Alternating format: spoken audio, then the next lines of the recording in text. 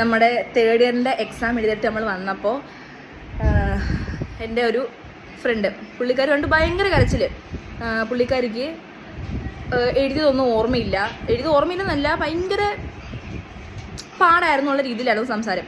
ഞാൻ പറഞ്ഞു, നിനക്ക് ഈ എഴുതിയ എക്സാമിന് ഡിസ്റ്റിങ്ഷൻ കിട്ടിയ എനിക്ക് എന്തെങ്കിലും വാങ്ങി തരണം ഞാൻ പറഞ്ഞു. അപ്പം പുള്ളിക്കാരി പറഞ്ഞു ഒരിക്കലും കിട്ടത്തില്ല എന്ന് പറഞ്ഞ് ഞങ്ങൾ ബെറ്റ് വെച്ചു. ഞങ്ങൾ റിസൾട്ട് വന്നു. റിസൾട്ട് വന്നപ്പോൾ പുള്ളിക്കാരിക്ക് മാത്രമുള്ള ഡിസ്റ്റിങ്ഷൻ. അതാണ് ഏറ്റവും വലിയ പ്രത്യേകത. അങ്ങനെ ഞാൻ ബെറ്റ് വെച്ച സാധനം വന്നിട്ടുണ്ട്.